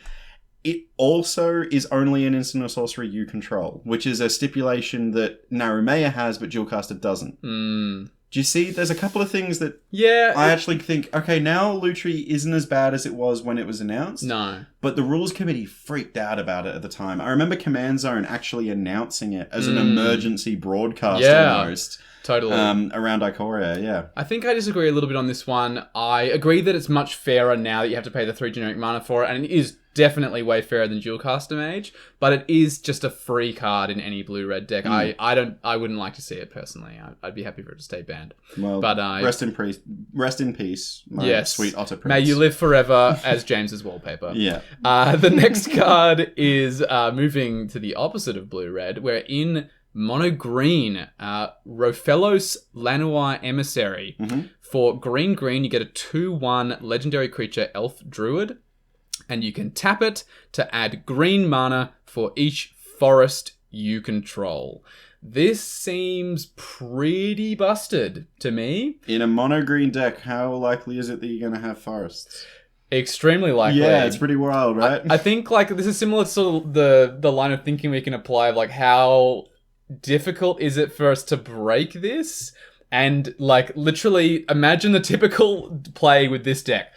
Let's say you literally just go turn 1 forest, pass. Turn 2 forest, play this commander.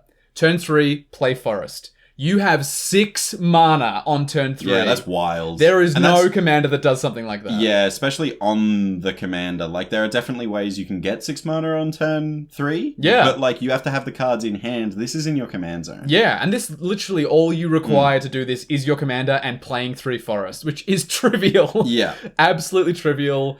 I think it's also, like... Yeah, it's the amount of mana that you get that early and that consistently as well. Like, they talked about the extreme consistency and how they will ban cards that do this. This is definitely one that does that. Yeah, I agree to you to a certain extent with this card. However, I think that it's one of those situations where, yes, it is an insane amount of ramp in your command zone, but it doesn't stop your opponents. It's a 2/1. It's pretty fragile. I also think that for, like, you know, green to win with a ton of mana, you have to really do something pretty epic. You either have to get ahead on life and go for a hurricane type thing. Oh, yeah. But, like, if this, for example, had black in its identity... Oh, it'd be way worse. It'd be horrific. Definitely would be worse. A massive X spell in black kills you immediately. Yeah, Exsanguinate, Torment of Hailfire, yeah. I just think that, like, you know, green is not the color that... Because green ramps incredibly well anyway. Yeah. This is just another really, really good green ramp spell, really. Yeah. It's kind of nuts. But yeah, because it's a legendary creature, once you put that legendary creature label on it, you go, oh yeah, nah, the fact that you consistently have access to this is kind of insanity. Yeah. I think to be honest, it would be fine if, either it wasn't legendary, that would probably be mostly fine. I'd probably play it in my elf deck in that space. Yeah, you'd still only play it in mono green because you have to have the forests for it, but you'd have to draw it first and you'd have to like have the forest down. I'd, to be honest, even play it in my Golgari elves. Yeah. 2 color, totally like, you would. Yeah, super viable. I think the other thing that would make it reasonable is if it cost like, I don't know, 2 mana more. I think if it was like 2 green, that would be maybe fine. Because that's like turn 5, you have 10 mana. There are like many ways in Commander to have 10 mana on turn 5. You could quite trivial, especially in green, to do that. But having 6 mana on turn 3 is pretty busted, especially again from just playing lands and just using your command zone. I mean, like, I play a Niv Mizzet CDH deck. And obviously, like, Niv Mizzet is 6 colored mana. Yeah. Blue, red. Yeah, this is producing colored mana, which is really key to why, you know, this is insane. Yeah. It's colored mana. Colorless would be definitely different too. I completely agree. But this is, like, when I get Niv out on turn 3, that's insane. Like, I'm really happy. If I get Niv out turn 3, I'm absolutely so stoked. Because I've managed to produce 6 colored mana on turn 3. But that's with the help of things like fast mana, which ramps out mana rocks that tap for color, and things like Jeweled Lotus. Yeah. Like, that's requiring a lot of stuff for me to do to get that amount of colored mana. Well, and some of the most powerful cards in Magic, in Commander, to make that happen. So you can see why that this creature is banned. Yeah, it's sort of at a similar scale. Yeah. Well, funnily enough, that is all of the legendary creatures on the ban list. So that's all of them. Do we reckon we would consider unbanning any of those cards? Look, I alluded to it earlier, but I do think Lutri...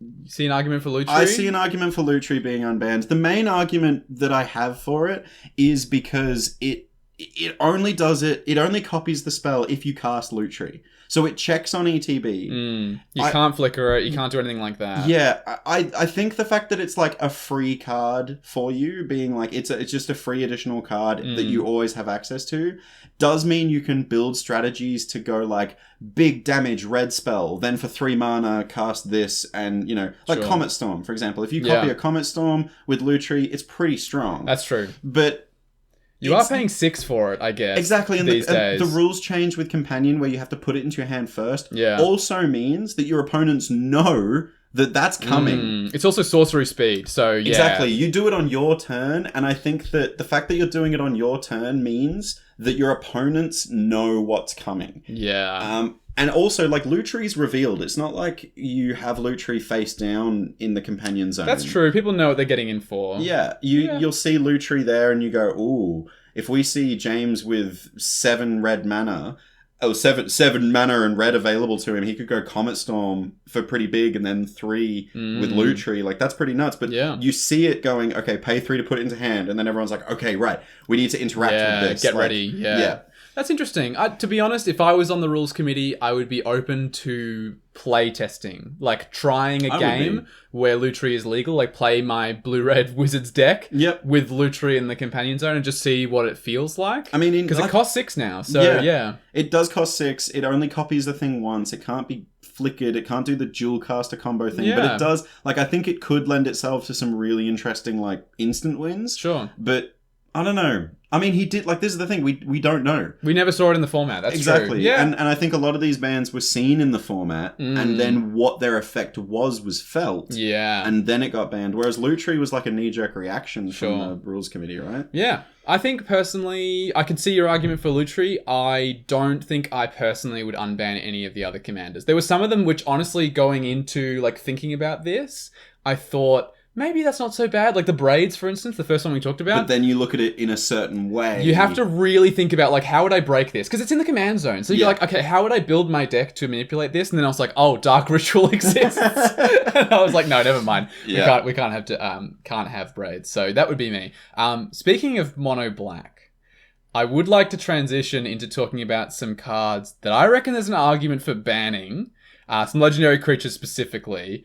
In mono black, I'm talking about Tergrid, God of Fright. Okay, now before you read the rest of the card, I totally agree, but I want to do a little bit of a preface here. Walt and I are not saying we're upset and angry that these aren't banned yet, and we hate the rules committee for not banning these cards. Yeah. These are just Walt and I's assessment on certain cards that kind of fit the criteria that has been laid out by bans, and that kind of like the expectation of the rules committee for them to say, you guys look at these cards, and the individual playgroups, the trusted playgroups, you make your assessments. Yeah. That's all I wanted to say. Sure. And I will note as well that with most of these cards, I think they're mostly controlled by playgroups anyway. A lot of them are the kind of thing where someone builds it once, plays it about 3 times and goes, wow, this is miserable for my opponents, and then disassembles it. Because most of us are pretty responsible Commander players. However, to avoid those first 3 terrible games, I personally think some of these cards should be banned. But we'll talk about our reasoning and then you can decide for yourself. So number 1 is Tergrid. Tergrid, God of Fright. So this is a legendary creature god. It's a menace 4/5. It costs 3 black. Whenever an opponent sacrifices a non-token permanent or discards a permanent card, you may put that card from a graveyard onto the battlefield under your control. So the typical play pattern here when you play against a Tergrid deck is the whole deck is this effect. It is forcing you to sacrifice your creatures. It is forcing you to discard your cards, and the Tergrid player just gets all of them. Yeah, a card that I immediately get like the similar vibe from is a card called It That Betrays. Which is where it's an Annihilator trigger on it, which is like when you swing, it forces your opponents to sacrifice. I believe it's got Annihilator 2, It That Betrays. That sounds about right. It's like a 12 drop or something crazy. Yeah, it's 12. It's insanity. Yeah. But whenever an opponent sacrifices a permanent, you put it onto the battlefield under your control. So obviously the card like synergizes with itself because you swing, the Annihilator trigger goes on the stack, they have to sacrifice 2 things, you get them. Yeah. That card is 12 mana. Yeah. That is also not a legendary creature. This is 5 mana. Yeah. It is a legendary creature.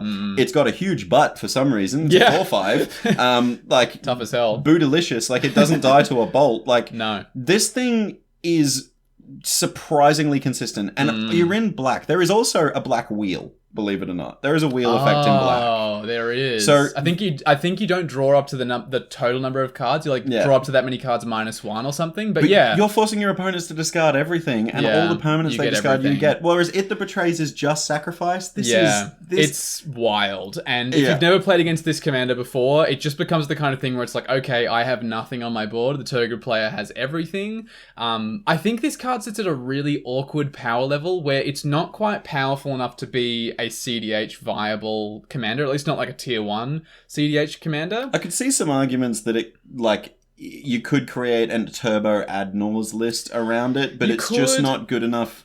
You could run something better in your command zone that can give you some value. And you probably should. And to be honest, when this card was printed, I was watching a lot of Playing with Power at the time. Mm-hmm. I saw a few pods where someone was piloting a deck and trying it out. It was just not consistent enough. Yeah. And there's just too much removal in CDH that you can deal with this or counter it. And without this card, this commander, your deck doesn't do anything. I think it's too weak for CDH.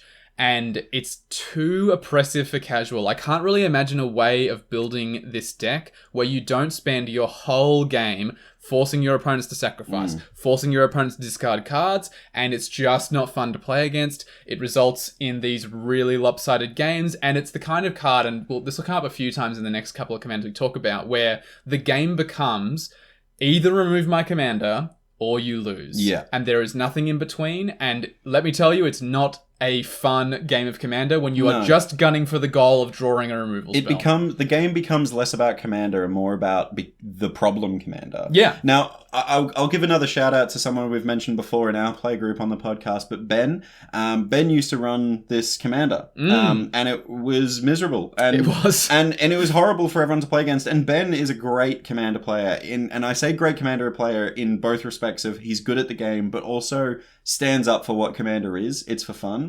He's a really lovely guy in general as well. Love him in bits. And I think the second he realized that this deck was no fun to play against, he disassembled it. But he also, even on disassemble, he kind of admitted it was no fun for him to play. He firstly made his friends miserable. Yep. Secondly, he was arch enemy from the second he put his commander in the command zone at the start of the game. That's pretty horrific.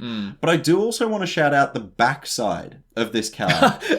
It's a testament to how busted the front side is that I forgot to even mention the backside of the card. Yeah, you didn't complete reading it because it's a Kaldheim card that has an artifact on the back and a legendary creature on the front. There's like a couple other ones of these. Yorn is the same. Yeah. And Torolf. There's also Bergie. Yeah, there's a few versions of these. But what's the backside say? The backside's kind of gross because it's Turgrid's Lantern. For 3 and a black, you'll get a legendary artifact that has, to tap it, target player loses 3 life unless they sacrifice an on-land permanent or discard a card. So basically like 1 trigger of Torment of Hailfire. Yeah. Like X equals 1 Torment of Hailfire kind of thing. Sure. But then it also has pay 3 and a black and untap it.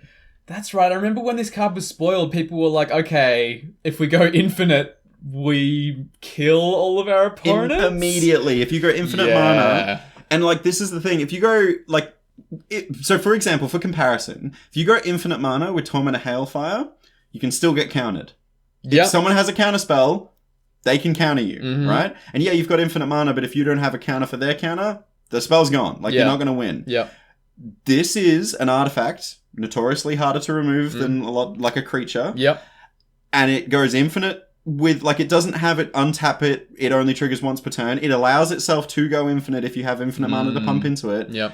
But you can't, it's really hard to counter that triggered ability. And if you have infinite mana, someone counters the triggered ability, guess what? You put 1 million more triggers on the stack. Yeah, there's a very narrow area where you can intervene with this, where basically they pay the 3 and a black to untap it, and you respond by destroying it. And then they can't, it's tapped, so they can't untap it and float and do the thing in response.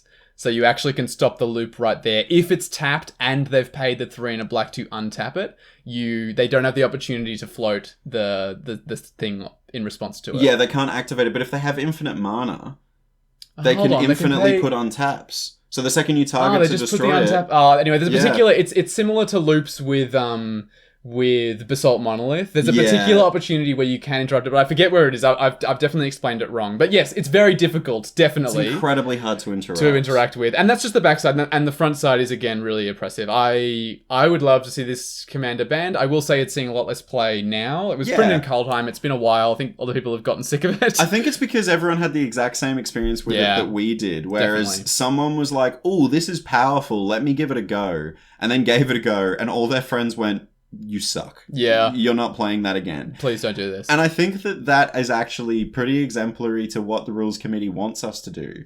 Is Ben is still able to play that deck if he wants to, but we've kind of said, I don't want to play against it. Yeah. And also, if Ben can't make three other players sit down with him at a table, guess what? That commander's kind of banned to him. Like, it doesn't matter if it's on the rules committee website. If Ben shadow banned. Yeah, shadow banned. If Ben can't get 3 people to agree to play against it, he's not playing. That's true. That's true. Unless he wants to sit on Moxfield and just goldfish. Yeah.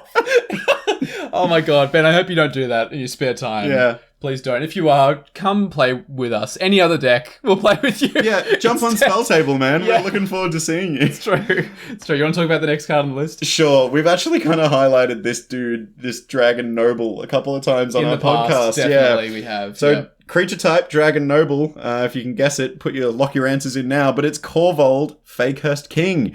So it's a legendary creature, Dragon Noble. It's a 4/4 flyer for 2 black, red, green. And whenever it enters the battlefield or attacks, sacrifice another permanent. Whenever you sacrifice a permanent, put a +1 counter on Korvold and draw a card. It's so stupid. So, okay. Yeah. I think they printed this and it was supposed to be the food commander because it was printed in Eldraine. Yes. And food was a big part of Eldraine. And they were kind of like, oh, how funny. Because I think the idea is he's cursed to eat because he's like eating a buffet, like an enormous platter in the art. And also when he enters, you have no choice but to sacrifice something. Yeah, so you've got to have some food for him. Yeah. Like if you don't have food for him, he's gone. And I also think that a lot of new players look at this card. Like if you're a new listener out there, or a new player, and you go, hang on, you're constantly sacrificing your own stuff? That's terrible. The tech here is you play treasures. And it is so easy, especially when you're playing a deck that includes black and includes red. It is so easy to make treasures, and every single one of those treasures puts a +1 counter on Korvold and draws a card. And generates you a mana. Does it? When you sacrifice a treasure. Oh my god, you're sacrificing it. Oh, for some reason I thought he ate them. Nope, when you sacrifice a treasure, whenever you sacrifice a permanent, you put a counter on him and draw a card. So just by sacrificing a treasure, you draw a card, put a +1 counter on your commander, which is a flying 4/4 already, by the way. Like, it's not going to be long. Like, he ETBs and immediately gets a counter. And draws a card. So he replaces himself. It's nuts. It's so strong. Yeah. The reason this is so unfun to play against is it's so easy to make treasures, and treasures is what you want to do. Yeah. And consequently, you just end up going, okay, crack treasure, draw card. Sit there thinking a bit. Oh, what's that card do? Okay. Crack treasure, draw card. You just keep on doing that. You play something that makes more treasures. You do that some more. It's kind of similar to another card that's banned that we'll talk about in the next episode called Paradox Engine. It just results in you sitting there spinning the wheels until you find the win. It's not fun for the people you play against. It's extremely consistent as well. It's actually really hard to make this deck bad. No, it's the kind of thing where you can, it's like, to be honest, like most of the Eldraine commanders, like Hullen, where if you build this and you just go like cast, like it's the thing that it's asking you to do, right? Yeah. How easy is it to break sacrificing permanents? Extremely easy. Your fetch lands. Yeah. Your fetch lands, now say, pay a life, go get your bloody, I don't know, one of the legal shocks in this deck. I don't play shocks, don't have enough money. Overgrown Tomb? Sure, Overgrown Tomb. Go get your Overgrown Tomb. Draw a card, put a +1 counter on it. Crazy. Absolutely insane. And also, even if you're like, oh yeah, I'm not getting a shock land, I'm not getting a fetch land, Terramorphic Expanse also sacrifices. Yeah. Like, genuinely, you could build this really cheap. And like, there are so many cards in like the common card slot that are like, but nothing to buy. Yeah. And you could still build this deck really consistently. Carrion Feeder. Carrion Feeder sacrifices for free, puts a counter on itself. Yeah. Like, and also just like Woe Strider, another free sack outlet. Yeah, like, just any... Go listen to our Aristocrats episode, you know? Yeah. The issue here is that it's whenever you sacrifice a permanent. I think this card would be fine if it said like whenever you sacrifice an artifact or whenever you sacrifice a creature, put a +1 counter on it, because then suddenly you're not getting this value for something that's extraordinarily easy to do, like cracking a land or like cracking a treasure. I think I could make this card pretty balanced. Sure. It could read, whenever you sacrifice a permanent, put a +1 counter on Corvold, and if it's the first time this ability is resolved this turn, draw a card. the new wizards controlling power level text. Yeah. Fine. Draws a card a turn. Still, you get to do Voltron things, get to sacrifice stuff if you want to. But it's still a creature that can be removed in Voltron. Like, you know, like we're not going to kill, I don't know, Valduck or something. But like, that's way better because like the card draw effect that this has means, the Paradox Engine type play, which is, oh, cool, I'm tapped out of mana, can't respond to this. And Walt's just going to sit there spinning his wheels with Corvold for 20 minutes. Yeah, it's not fun for pretty much anybody. And actually, I vividly remember someone coming into our store with a Corvold deck. And he played it against a good friend of ours, Troy, who I think is overseas at the moment, or we just don't see him so often, which is sad. Hey, Troy, for listening. Yeah, Troy's built a lot of commander decks. Yeah. And Troy said to the player who'd come in, you will disassemble that deck in a week. Yeah. He just flat out said it, and he said, I built that deck. It is not fun. You will just keep on doing the exact same things of casting Dockside Extortionist, another card we think should be banned, sacrificing treasures, drawing cards. It is not fun. Yeah, I totally agree. And I think Troy was completely right. I think that player did disassemble it. Oh, there you go. Well, good to hear. Good stuff, Troy. You bullied someone. No. No. Oh, horrible. Let's move on. Move on to the next card. Next card is also in a pretty busted color combination. We're talking about Coma Cosmos Serpent, also printed in Kaldheim, funnily enough. Yeah. This costs 3 green, blue, so it's a Simic commander. It's a legendary creature, Serpent, 6/6. This spell can't be countered. At the beginning of each upkeep, create a 3/3 blue Serpent creature token named Coma's Coil. And then you can sacrifice another serpent to choose one. Either tap target permanent, its activated abilities can't be activated this turn, or Coma Cosmos Serpent gains indestructible until end of turn. Do you want to talk about what makes this card so problematic, James? Alright, I know because I have a commander that says it can't be counted on it. You're going to get your commander. Unless someone pulls a really weird... Narset's Reversal. Not Narset's Reversal, but like what the weird one also from Campfire, Mystical Reflections or... Mystic Confluence. Mystic Confluence? No, Mystic Confluence is counter. The one that makes a creature enter as another non-legendary creature. Oh, from Kaldheim. Yeah, I think it's Mystic... a lot of Kaldheim this time. Mystic Reflection? That's the Mystic Reflection. Yeah, that's the one. Yep. That's the only way you can stop this thing from coming down on the stack, really. Yep. And once it's down, it's really easy to protect itself. It gives itself indestructible, and it literally gives itself. It's not another target permanent. It's like, it gives itself indestructible. The key line of text here is at the beginning of each upkeep, create a serpent. So as soon as you move to the next player's upkeep, like let's say I'm playing Coma and James is after me in turn order. I play my Coma, can't be counted, whatever, resolves. I move to James's upkeep. James, in order to destroy my commander, you could exile it, but if you're going to try and destroy my commander, you have to do it before I get my first serpent, which will be in James's upkeep. Yeah. So, like, literally, as soon as I have that serpent down, someone tries to destroy Coma, sacrifice my serpent, get the destructible end of turn.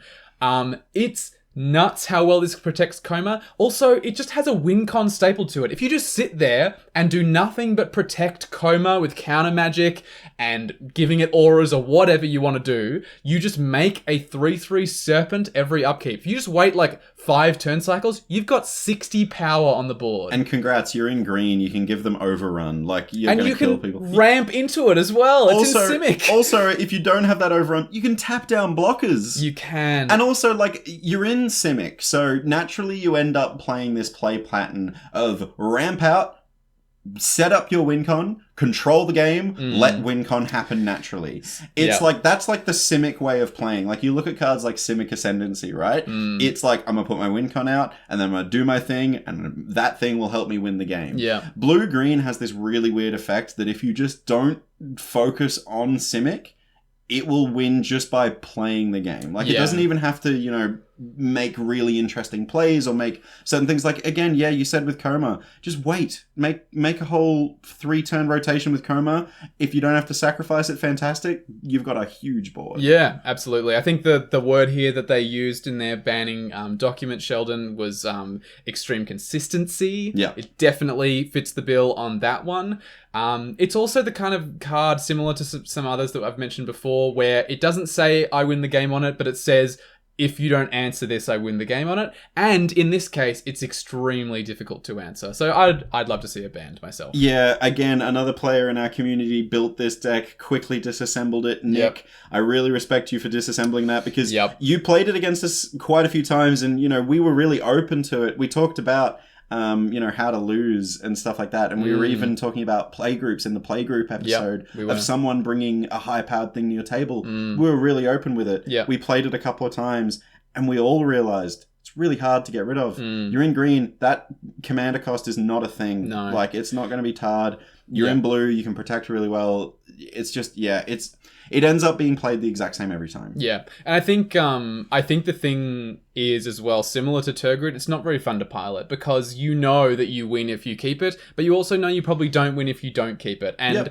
you just spend all your games casting your commander and hoping people don't have answers, and your opponents spend the game hoping they have answers. It's not a fun commander experience for anyone involved. I think cards like Coma and Tergrid create what we kind of warn players about in our Playgroups episode about an arms race. Yeah. Because you have to run specific tech to deal with these People are going to things. play more Swords to Plowshares and Path to Exile if they start playing Coma a lot. Yeah, and exactly. we've talked about them before. They're some of the most efficient removal spells in Commander. Yep.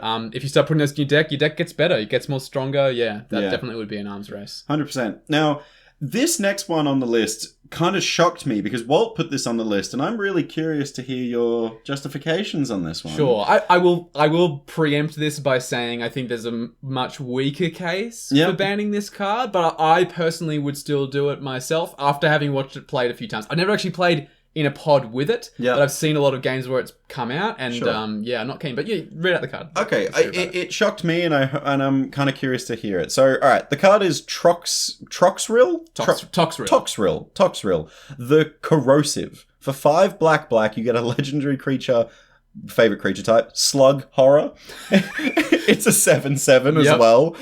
It also reads, at the beginning of each end step, put a slime counter on each creature you don't control. Creatures you don't control get -1 for each slime counter on them. Whenever a creature you don't control with a slime counter on it dies, create a 1/1 black slug creature token. And then, because this text box wasn't long enough, it also has pay blue and a black, sacrifice a slug, draw a card. So, firstly, this is a 2-color commander. Even though the commander's cost only has black in it, that's true. The fact that it has blue in its rules text means you can play blue cards in this deck. Yes, it's a Dimir deck if you're building it for commander. That's its color identity.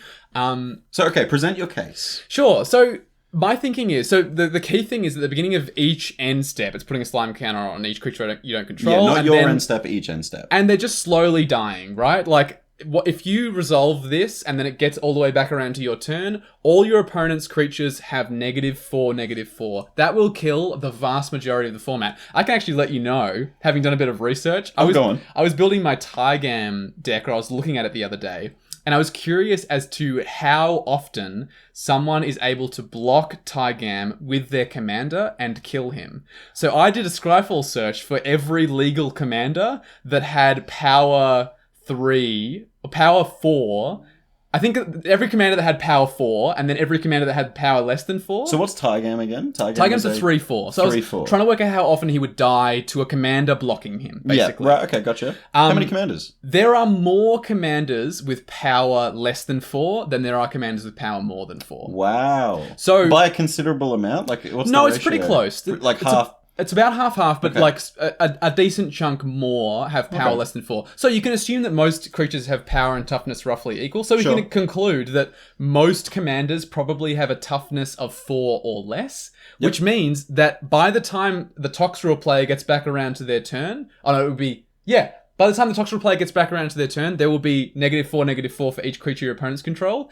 That is going to kill more commanders than it won't in the format. Okay, that's really interesting to think about it like that. So you're saying if no one responds to Toxrill, yeah. If no one responds to Toxrill in that turn cycle, it will kill over half of the commanders. And I think it would kill over the half of creatures in Commander as well, if I had to guess. There would be a bigger stat breakdown we'd need to do for that, and it would be a hell of a lot of Scryfall searches. Yes, it would. But yeah, basically my argument here is similar to Coma. If you can't get rid of Toxrill, it just wins. Similar to Coma, it just removes your opponent's ability to respond with things, or in this case, it just removes your opponent's ability to play creatures, which is pretty crucial in the game of Magic the Gathering. Yeah. And in this case, like Coma, it has a win con staple to it. It has slugs. It even gives you cards if you sacrifice the slugs. And it's only 2 mana too. That's not a lot of mana to use. And I would put this in that same camp of extreme consistency. If you just resolve it and let it sit on the table and not die for a full turn cycle, it has removed the vast majority of your opponent's board. I'm going to jump in on a counterpoint. Sure. Just because I'm not entirely sure this deserves a ban. Okay. And I'll present my case for why it doesn't deserve a ban. Sure. 5 black.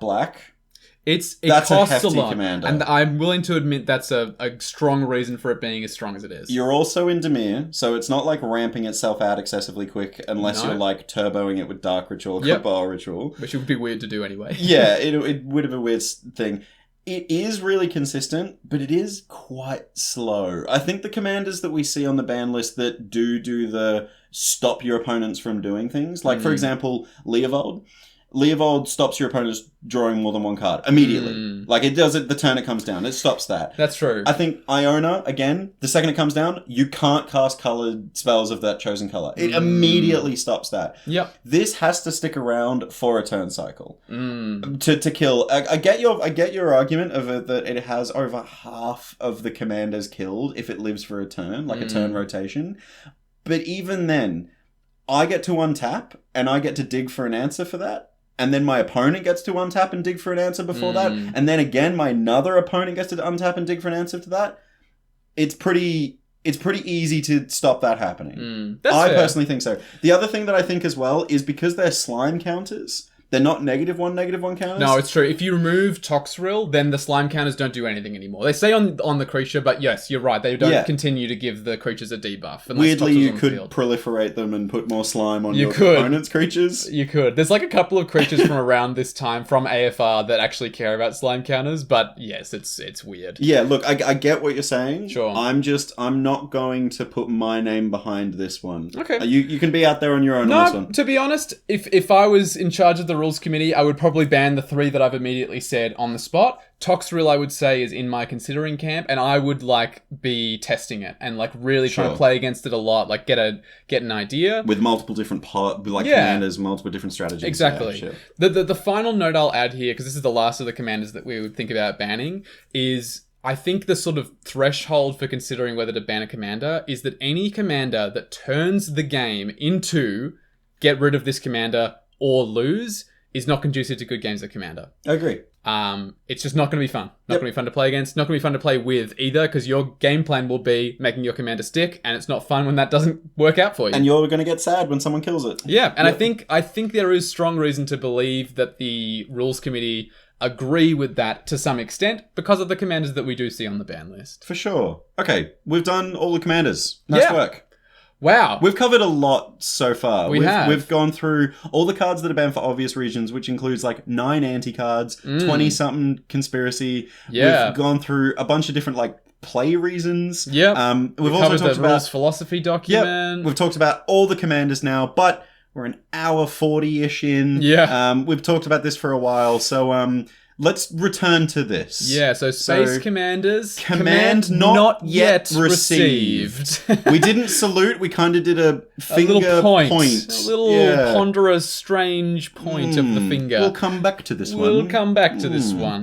We'll look forward to the next episode where we'll catch you there. And also, to the listeners, this episode, really curious. What commanders do you think you want banned? Tell us what you want to see banned. Yeah. Do you think any of them deserve to be unbanned? Do you agree with me? Is Lutri kind of playable now? Yeah, I definitely want to hear thoughts about Lutri, actually. For sure. And Toxrill. Toxrill. Definitely. Yeah, Let's get a Toxrill combo going. I'm prepared for the barrage of comments I'm going to get about people being like, oh my god, Toxrill's fine. And Slug, tribal. That's cool. But also, yeah, what do you want banned? Do you agree with us? Yep. Jump in our Discord and let's chat about it. Yeah, let us know. Let us know, for sure.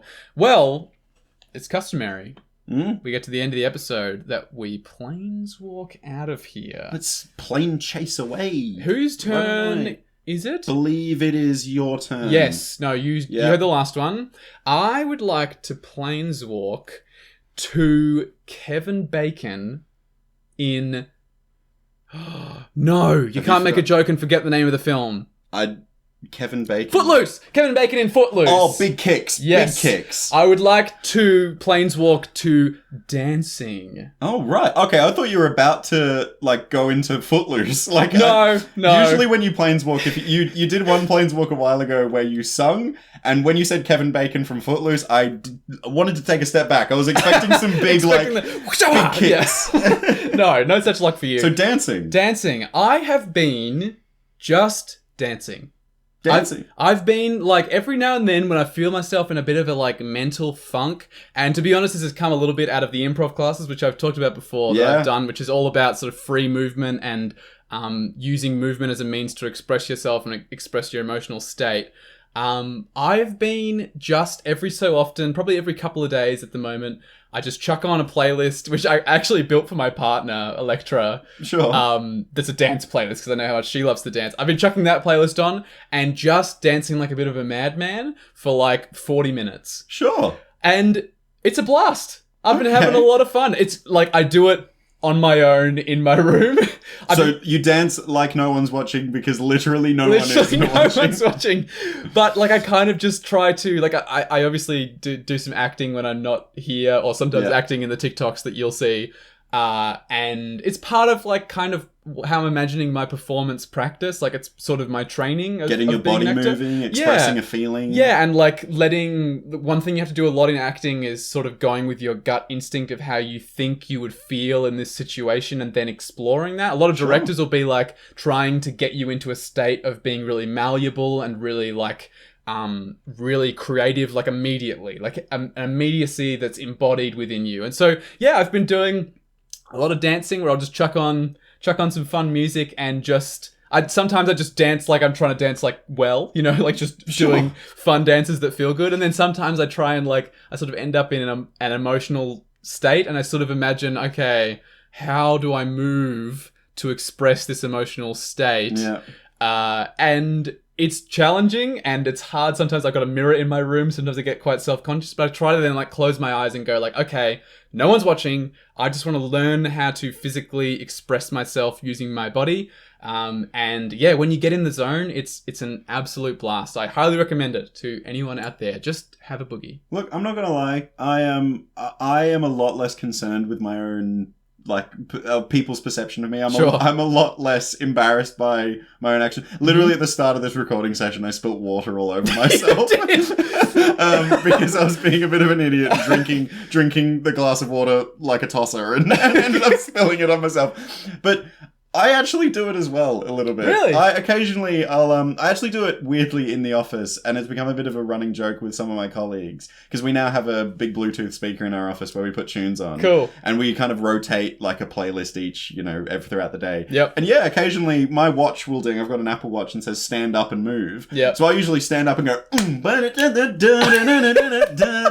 I'm an idiot, but like. Yeah, I've never come at it from I do it because I think I'm funny. Yes. You're doing it for like quite a deep reason. I'm fascinated and curious to maybe try it with that lens, not the idiocy lens. I'm not gonna lie and say that it's gonna take everyone's fancy, but give it a go. It might be something that will bring you more joy than you expect. Maybe we'll get a camera up on Spell Table and Walt in his room. Oh god, it'll take me many years to get a level of confidence for me to be willing to do that. Hilarious. All right, well that's everything from me. So we'll catch you all next week for the Banlist Part 2. Yeah, lots to discuss in that episode. So see you later, Commander players. Catch you soon. Bye.